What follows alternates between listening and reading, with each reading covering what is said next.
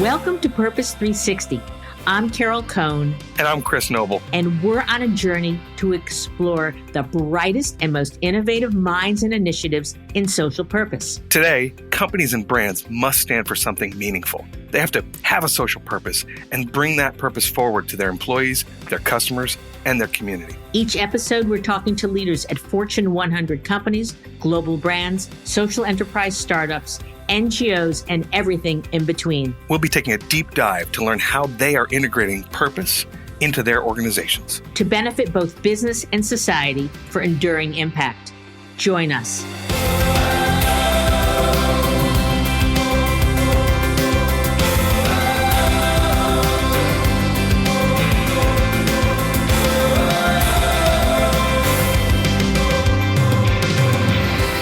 Welcome to Purpose 360. I'm Carol Cohn, and today we have a very, very special guest, Henk Campher, who's Vice President Marketing at Salesforce.org. But Henk is a very special guest because I had the joy of working with Henk many years ago when I was the CEO of Cone. And he has got the sharpest mind. He's got great wit. He's a brilliant writer. He's a rabble-rouser. And as he says in his LinkedIn profile, that he doesn't do boring. So Henk, welcome to the show. Thank you so much, Carol. I don't do boring, partly because I worked with you and you don't do boring. So you taught me from a young age not to do boring. Henk is in this amazing role at Salesforce. And just a little background on Salesforce. The company was founded in 1999. And it's amazing just to think it's 20 years ago. They have 29,000 employees. They have 53 global offices. Last year's revenues over 10 billion with a year-over-year growth of an astounding number, 25%. So they're a leader. I believe in my reading today, you were just named one of the top 10 best companies to work for by Forbes. So congratulations on that, Henk. So I know you're having a lot of fun, and today we're going to really dive into Salesforce as a company that puts purpose right at the center of its business. And that kind of jingling in the background, Henk has a friend with him today, one of his account executives, his dog. Henk, what's your dog's name? Kaloa, named after my favorite town in the world in Hawaii, Kauai. Oh, lovely, lovely. And Hawaii is going to be a theme when we talk about Salesforce. So let's get started. Henk, what is your purpose, your professional purpose? It's very simple for me. I've always been lucky enough to be part of something that changes the world. I don't have any other goal in life but to be part of something that helps create a better world. So that's my purpose. Whether that was working with Cone at Oxfam, I want to have fun and I want to make sure that I help create a better world. And you have been doing that in extraordinary ways. So what I'd love for you to tell us is a little bit about your background and then what brought you to Salesforce. The accent, as everybody will hear from now, and those who know me, South African, and that really defined my career. I was lucky enough to work briefly on a campaign for Nelson Mandela, then President Nelson Mandela, called Proudly South African. And he really sets the tone for how I view the world, that you have to be part of something that changes the world. So right back in South Africa, being part of the post-apartheid South Africa, rewriting laws. My first trip to the US was the battle in Seattle. And then one day I was at a UN meeting in Monterey as part of the African NGOs, and in walked Oxfam, and nobody liked them. I couldn't understand why people didn't like them. I thought we were all on the same side. And I said, well, Oxfam is going to tell us what to do. And I thought, well, if Oxfam tells us what to do, I should be part of that team. Because, so that's fun. It took me a while to convince them to hire me, but eventually I joined them over in the UK, ran a couple of campaigns for them, Access to Medicine, Make Trade Fair, Coffee campaign. During that time, I was very much an activist, and I viewed the world through business is bad and nonprofits are good. But when I worked with Starbucks the first time was when I realized that if everybody actually in the coffee industry operated the way Starbucks did, we wouldn't have been in a coffee crisis. And that opened my eyes to the power and potential of business. None of them are perfect. They're such a key part of having to change the world. When I looked at that and viewed the way business can change the world, I also realized that the only businesses really who changes the world at scale, majority of them are in the US. So if I really want to be part of something that changes the world, I have to move over to the US. And if I'm going to move over to the US and be part of this movement to change the world, I better start at the places where this all originated from. And that's how I ended up working with you, Carol, at Cone Communications. You very much found this purpose movement of ours. So being part of Cone and then at Edelman and throughout has been, how can I help companies change the world? And the key tool that I use is storytelling. The power of storytelling, whether that's through brand or communications, etc. And then one day I was working, I was actually a user of Salesforce. One day I got a call from someone at Salesforce that said, hey, we have this job. Do you want to come and talk to us about it? And they said, it's a marketing job. And I go, well, I'm not really a marketer.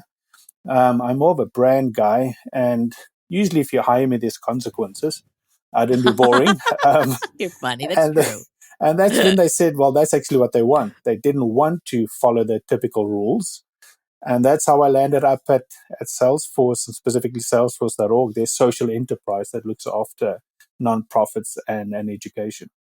Well, that's an amazing journey. I have to tell people that when I got Hank's resume and I looked at his background and I went, we got to get this guy into our company. I mean, never is there a dull moment when you're around Hank. And he is just so smart, but he also pushes the envelope a lot.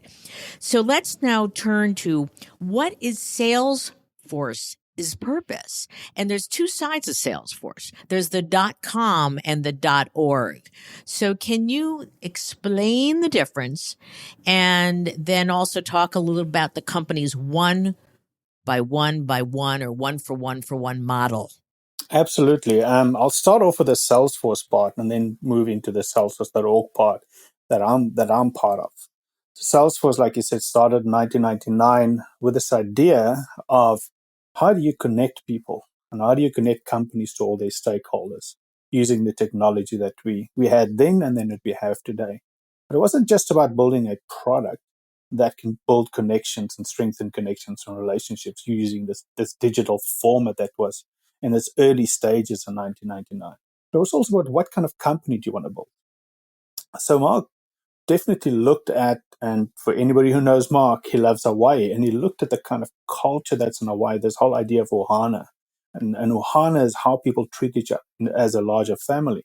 That was the type of company he wanted to build. It wasn't just providing solutions to build connections. It was actually to be true to those connections and say, well, those connections should be true in how we treat each other as employees, as customers, etc. So the technology was as much informed by the culture he wanted to create at Salesforce from the start. And from day one, he had a foundation. This idea of 1-1-1 model came about. 1% of equity, 1% of time, 1% of product, to donate that. And he challenged other companies to do it as well. And the Salesforce Foundation came from that. And then a few years back, the question that we asked from a Salesforce Foundation side before I joined was, is that the most effective way that Salesforce's technology can be used to create impact in this world? Is it purely through donation? And they realized, no, it's not. It's also by developing its set of technology solutions for those who change the world, nonprofits and education. And then selling it to them at a steep discount or donating it to them for free. So Salesforce.org came about as a social enterprise that is a separate legal entity from Salesforce that uses the Salesforce technology to then build technology solutions for those in the nonprofit world and for those in education. And the majority of customers get the product for free, and then the rest get it at a steep discount depending on how much what level of detail and what type of product that they want. So that's really the model. We generate our own income, and that keeps the lights on, but that really drives the ability to create more technology solutions for these two verticals. But then the rest of the money gets donated to education and other causes. That's important from a Salesforce side as well. And of course, we run all the volunteering that people have heard as well from before. One of the reasons why one of the best places to work at is because the only time of mine that gets tracked is whether I volunteer or not. And that's really encouraged from day one. When you join Salesforce, you start off with a volunteering project. And I'd like to say that when I went to visit Hank, and there was this lovely young woman at reception, and I started talking with her, and she said, "Oh, I just started last week," and I said, "Well, how is it?" And she said, "I had to volunteer the first day." And she was so excited by that, and she had a big smile on her face. And so it's my understanding that Salesforce, this may be the most generous volunteerism policy, 7 days. 56 hours of paid time off for your 29,000 employees. And I'm just curious that first of all, it's incredibly generous, Hank.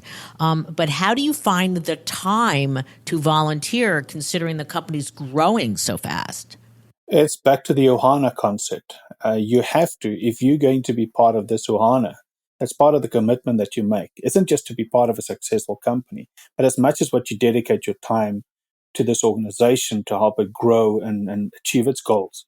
You have to remember that the Ohana is the first principle and value of Salesforce. So if you don't make volunteering a priority for you, it means that you're not prioritizing Salesforce. So it's not something that you give up to, we don't see it as a negative, like, oh, you're going to volunteer, so that means you're going to have less impact on the business. No, no, no. You can't have the impact on the business if you don't volunteer, because part of that impact that you need to have on the business is to be part of the Ohana, be part of your larger community. I also fundamentally believe as a marketer and a communicator that you can't really talk to the world if you're not part of that world. How would you know how they think, how they operate, how they act, how they live, how they breathe, if you're not part of that community? So that volunteering actually strengthens our ability to deliver back to the market as well. It's not just building that connections, but it's teaching us something as well. But it's not something that we give up. It's something that you do because it's part of who we are. And did I hear you say that the only KPI you have is your volunteerism? No, not my only KPI. Not my only KPI. But I was wondering. But if you'll know this, Carol, from the agency days. At agency, every single 15 minutes of your time gets logged. You get judged by the time that you log. The only time that gets logged on my side that people look at Salesforce is my volunteering time. So what I mean is, like, the only time that people look at to see if I did allocate this time is volunteering. They don't look at how many hours I worked. They don't look at how many hours I went on holiday. They looked at how many hours did I volunteer. It's the only time that gets logged and looked at. Okay, great. Thanks for clarifying that. So I'd love you to talk about the trailblazer mentality, which is such a part of the culture at Salesforce. So can you talk about how that is, it's not just branding, but it's a philosophy and a way of working and a way of viewing your customers and developing, whether it's for-profits or not-for-profits? Yes, that's Trailblazer is another unique part of Salesforce's culture as well, and it comes to life in many different ways. But the idea is, how do you blaze your own trail, and through the company, through the whole Ohana, with your customers, yourself, your career, in the community, etc. Don't go halfway in; go full in. Do what you can define as the best. Challenge yourself to go beyond what is the normal. And that's why we have trailblazers, people who volunteer more than what's just allocated, that's involved in the community more than anyone else. Get trailblazer blazers, sweatshirts, etc., hoodies, to be able to brag about that as well. And if you do some really unique work and you challenge yourself outside of that kind of norm that we said, you're seen as a trailblazer. That goes right through to, from that kind of positioning and how we think and how we encourage people to go outside of their comfort zone. It's also, some people might have heard about our the trailheads that we have for training as well.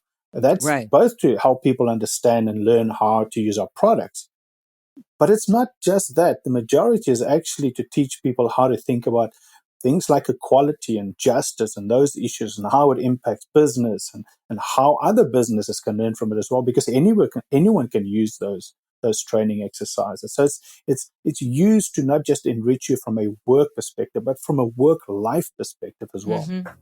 Yeah, there's a great generosity within the spirit and culture of Salesforce, and I guess it does come from Ohana and your family spirit and such.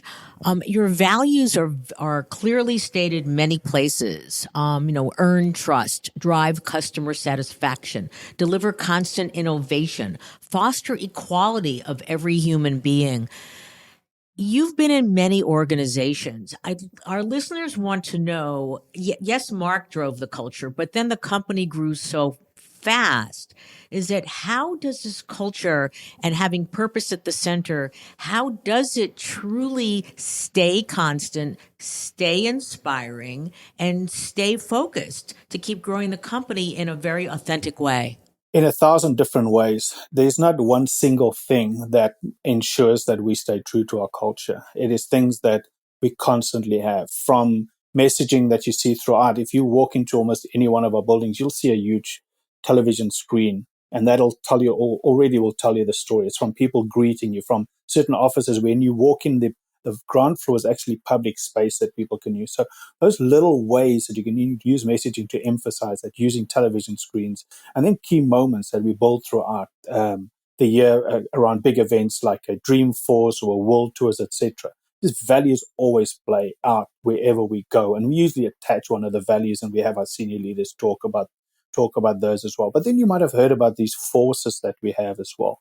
And those are groups of people that identify around specific issues that they organize themselves. And those actually came from people themselves, from the employees who formed those. And our leadership and our organization thought, well, that's a great way. How do we organize them and support them? So that's another way where people are encouraged to be part of whatever group that you want to, and that group is given the resources to engage with the whole organization. If you each and every year we go through a certification process around, do you know the messages and what's important from a Salesforce side, whether you've worked there for 20 years or usually not just a month, but 2 months. You go through certification that you understand these are the things that's important to Salesforce. We also have a thing called what we call a V2 MOM. Each year I write what I want to achieve this year as part of my organization. And it always starts with Ohana. What are you doing to live that Ohana spirit in work? How does it play out, and how can we measure that? So it's not just a fluffy thing to think of. It's measured. You need to, in the end of the day, we're a technology company. We're driven by data. So that's measured as well. So there's all of these ways. There's not a silver bullet. You either live this day in and day out and challenge and acknowledge people in public and engage around those issues, or you don't. But that's part of the success. There's one other thing that I want to mention. People ask, like, what's the secret sauce of Salesforce? It is the Ohana spirit stretched to the limits. If you think about, we have at salesforce.org 40,000 customers. That's part of this group that we call the Power of Us Hub. Customers who help other customers implement, who answers questions, who will tell us what they think, who constantly engage with us. That for me is phenomenal. I've never experienced that in a company or an organization before, where the customers are so involved with us to help, to ensure that we remain true to what the commitments that we've made, and for them to help others as well. It's the culture and how it's been created and lived is amazing. What surprised you a year in? I went to visit you and I still think you were like, whoa. And, a year and a half into the company, almost, how many years have you been there now? Over 2? Just over 2 years, yeah. 2 years and a couple of months. What are the 2 things that surprised you most? I would say the first thing is that it surprised me about how serious this is as well. That this is hard work, and everybody acknowledges this is hard work. That we constantly have to remind ourselves about how we live and how we challenge our values, and how completely open we are to those challenges. That if we see something wrong, we don't hide from it. We immediately say, okay, what would Ohana do to fix it? And probably the best example that I can think of is when, Mark was challenged by one of our other leaders around the equality in pay between men and women at the organization. And that was something that we assumed, of course, there's equality in pay. And there wasn't. And the way we found it out was simply by using the data that's available. And the first thing that Mark did was, without blinking, is to say, then we fix it. And because we're also a growing company and we, merged and buy other companies, Mark and the whole leadership, we review that each and every year to see, has anything changed? So that first year they did it, cost $3 million. But that's just beyond what you would normally expect from a company. Usually, I'm so used to companies when they get criticized, they want to run away from it. This is a case of like, no, listen to people, and then let's see what we need to do about that. That's the first thing. The other thing that I want to mention two other things. I always say, like, if people want to know why Salesforce.org is so successful, it's because it's because nobody told them what the rules were. So they don't know that they're breaking certain rules. Because typically you say a business runs a certain way and a nonprofit runs a certain way. But our leadership at Salesforce.org don't think that way. They simply look at what's the most effective way for us to have impact. And we're going to have impact through our customers. So we need to find ways to get that technology to them. And we can operate like a business even though we are nonprofit. Who thinks like that? It's a very untypical way of thinking. And the last thing I'll mention is that how we are constantly surprised by our own impact. We worked just over a year ago with Susan McPherson, who did some research on the impact that we have through our product donation, because we actually had no idea the impact of our product donation from an actual hard data side. And that's where we realized, when she looked at us and said, do you know how much money, if you translate this into money, how much you donate each year? And we had no idea. And it was over $1 billion. We had no idea the scale from a monetary side of our impact. And the reason for that is that wasn't the measurement of success. The measurement of success is the impact our customers have. Not about how much money we donate or how much product money-wise we donate, but the impact that our customers have on the world.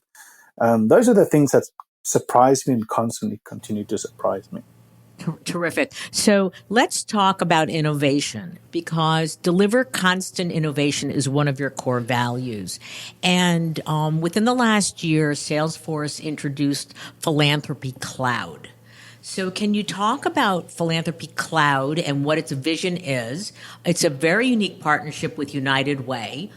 And then we also want to talk a little bit about Not-for-Profit Cloud. But let's talk about Philanthropy Cloud first. Sure, of course. Start off with a simple question that we share with United Way, and that is, how do we empower people to change the world? How do we give them the tools, for no matter where they are, for them to change the world? The most effective way to deliver that is through companies and their employees. So we created, working with United Way, we created this product that helps employers provide services to their employees, for them to volunteer, donate their time, donate their money, create campaigns, get informed, etc., all around the need of the employee as the vehicle of change. And the reason why we did that is, well, we've always done that at Salesforce. So how do we empower other people to do it through their companies and organizations as well? But also because one of the key insights we in United Way shared was the days of companies doing this on their own and just telling their employees, this is what you need to do, that's gone. That's gone in a world where people want to help determine their own future, and they want companies to fit in with them.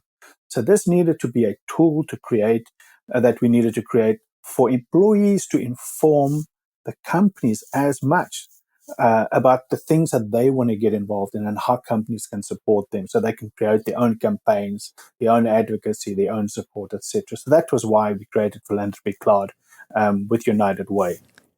And this is exportable. So when an employee leaves a company, it's like their Facebook page, but it's for their community engagement, and it comes with them. I want to ask you something that I struggle with all the time with companies, which is the company wants to have a focus on a social issue or two social issues because they want to have an impact. Their employees also want the flexibility that Philanthropy Cloud gives to them. So I am just curious about, my point of view, it's the power of and. It's not either or, but I'm just curious for our listeners, since you have worked with so many companies and around the globe, what's your point of view on the company focus and the employee individuality? I agree with you. It's an and. You can't, as a company, force your employees to only do what you want them to do. Those days are over, and that's not a partnership. That's a boss telling everyone else what to do. We passed those. Now, companies need to focus on the areas where they can have the most impact, and not focus on areas that has little to do with their own business or their own community, etc. So it's important for them to focus on the areas where they can have the most impact, and not what the CEO feels like, but what the company's real impact areas are. So filter that through the products or services, the localities where you are, etc. But listen to your employees, because they live in the community. Your employees aren't just employees. They are people in the community. They are your ambassadors in those communities. If you don't empower your ambassadors, then you will not have effective programs. So allow them to be part of, yes, your program, but also allow them the freedom to determine their own. Because you don't know, not only is it good for employee-employer relationships, but you don't know what they might unearth, and you find, oh, this is actually a brilliant way to do something, and you can drive it that way. So it's absolutely an and. It's not an either or. You can't just leave it completely over to your employees, because that could mean that they all might want to go into one direction that's completely disconnected from the company again. But it is that and. Empower them, but encourage them to participate in those moments that you create yourself as well.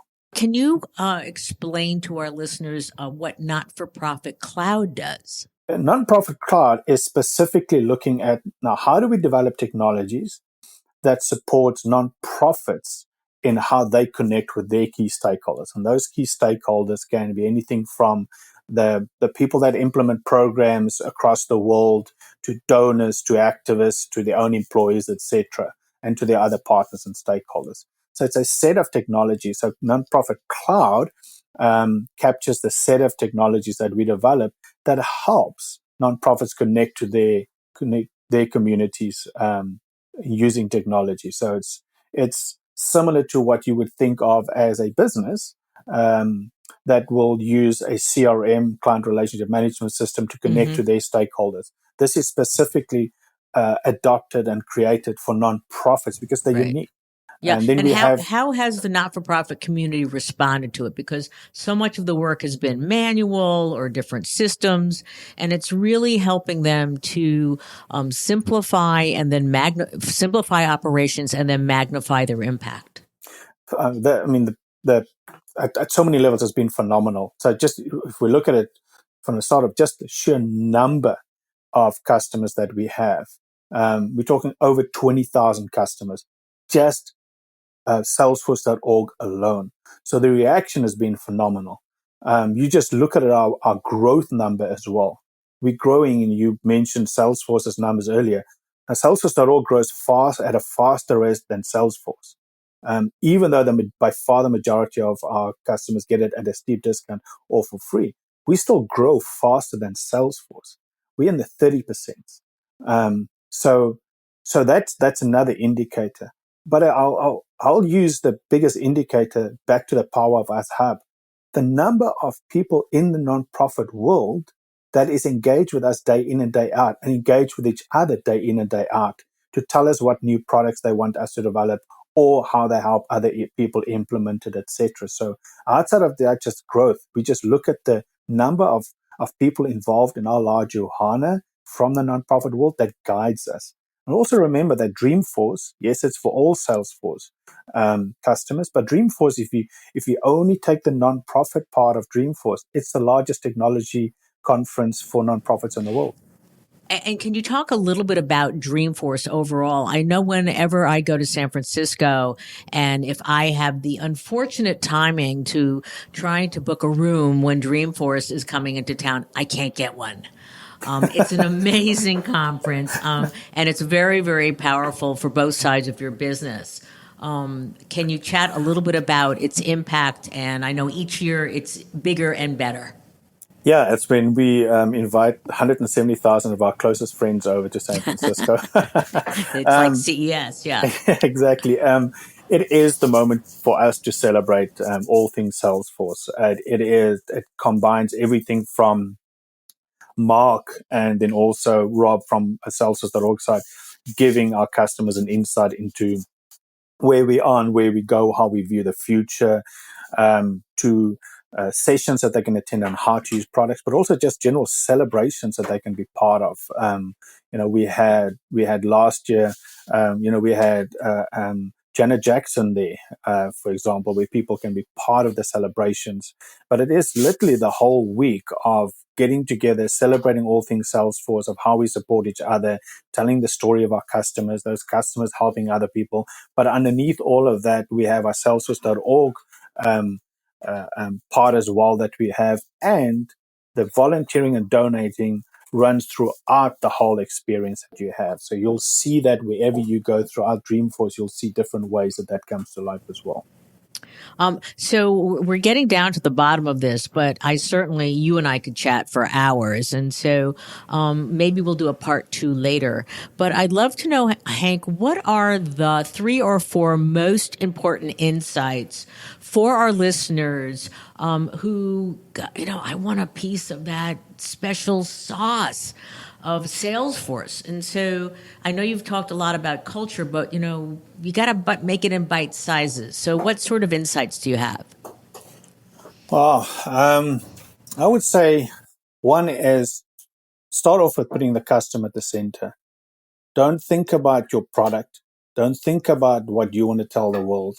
Start by putting the customer at the center of everything that you think of, from how you connect through your community, and volunteering, how you develop your products, who you listen to about developing your products, the celebrations that you have at the Dreamforce and all those places.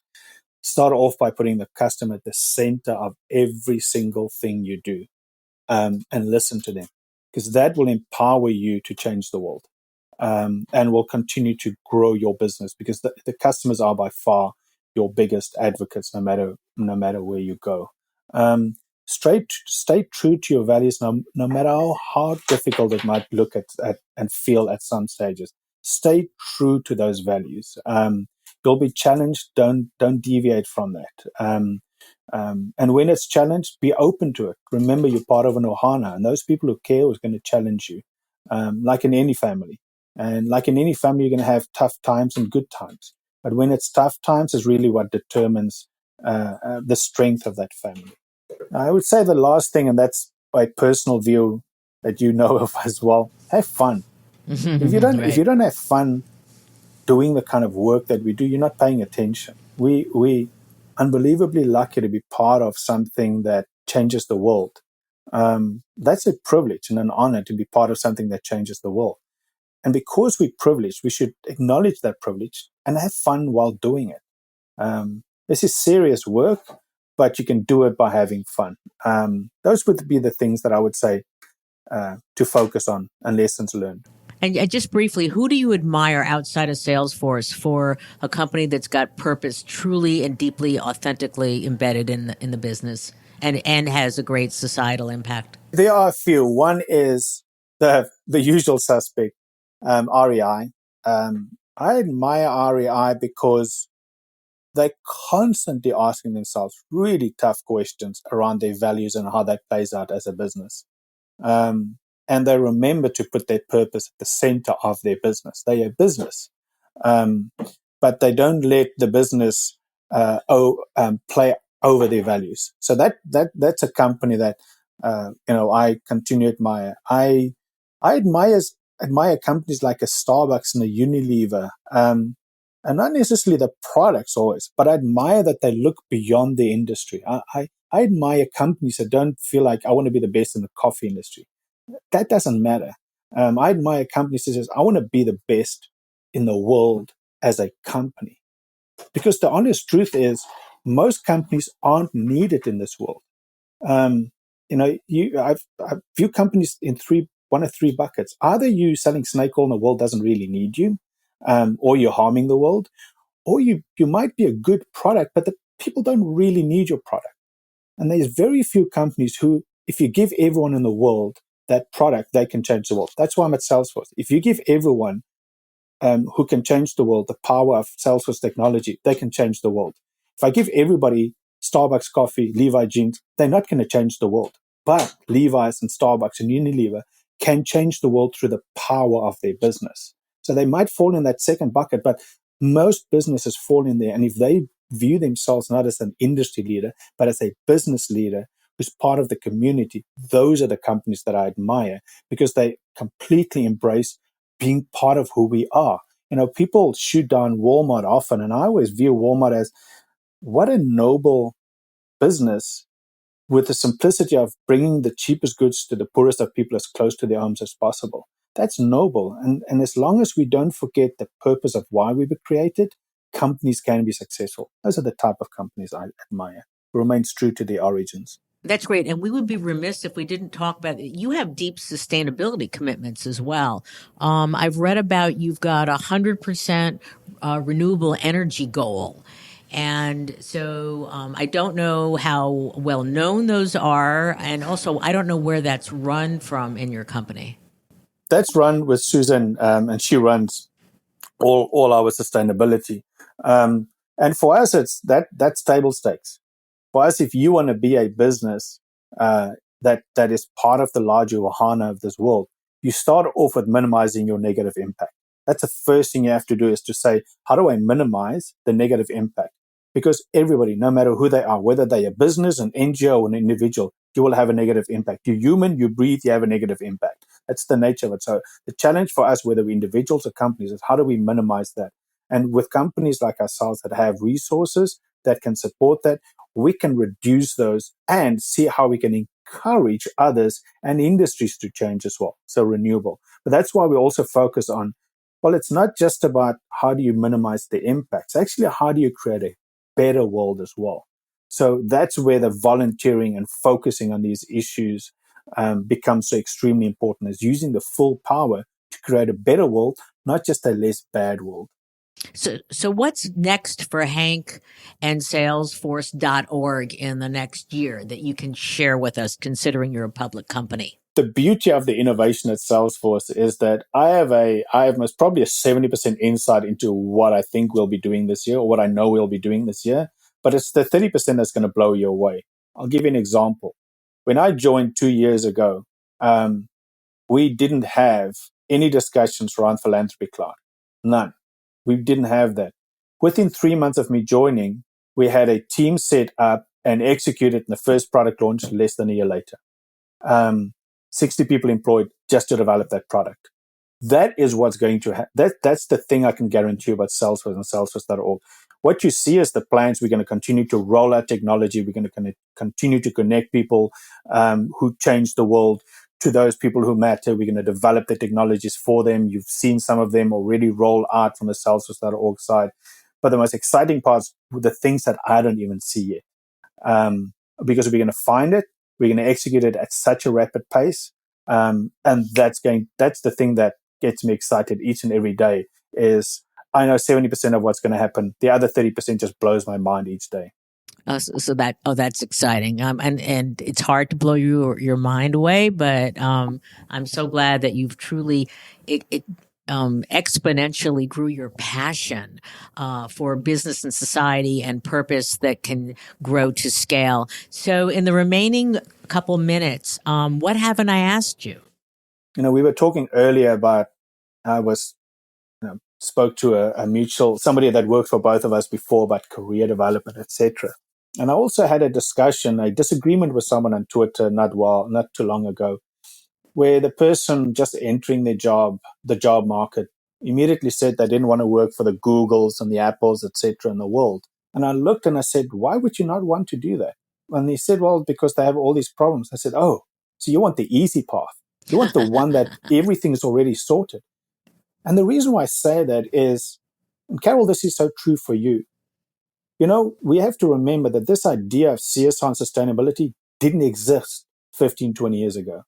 This didn't exist. This discipline didn't exist to the way it does today. And there were people like yourself and then people like myself that were inspired by you, that you had to create a whole new industry. And we didn't do it by just going to the easy places. You do it by going to the toughest places, by changing the toughest companies. Because if you do that, you change the world. So my advice to people out there looking at the market is don't go to the obvious places. Embrace the challenge of changing the world by going to the places that makes you feel uncomfortable. I knew nothing about B2B and CRM when I joined Salesforce. That was part of the reason why I jumped in, full in, because I was going to learn something and I was going to be part of something bigger. Just do it. Don't go for perfection. Go for the tough challenges. No, I think that the issue of being a trailblazer, as Salesforce says, that trailblazers are pioneers and innovators and lifelong learners and movers and shakers. And they're leaders who leave a path for others to follow and who build a better world for others. So I'm going to give you the last comments on following that, Henk. I want to say the same to businesses out there and to any social enterprise. Do the same. Be a trailblazer. Change the world. We're not going to do it on our own. And I can't wait to see how businesses embrace this model of being able to change the world and being part of a larger community. Be a trailblazer no matter who you are. Well, thank you. Henk never disappoints me. His passion is relentless. I think he's finally found his home. Albeit, he was in my home for a few years and then he moved on. So, again, we learned such amazing insights here. It's not easy. Culture is so important. Authentic values, live them every day. Think about your family. Think about Ohana and how you integrate and work with your community, your colleagues, your society. And be a trailblazer. So this is Carol Cohn for Purpose 360. I want to thank Henk Campher. Sometimes he calls me his mom. I haven't called you my son, but I'm incredibly proud of you. So thank you very much. Thank you very much.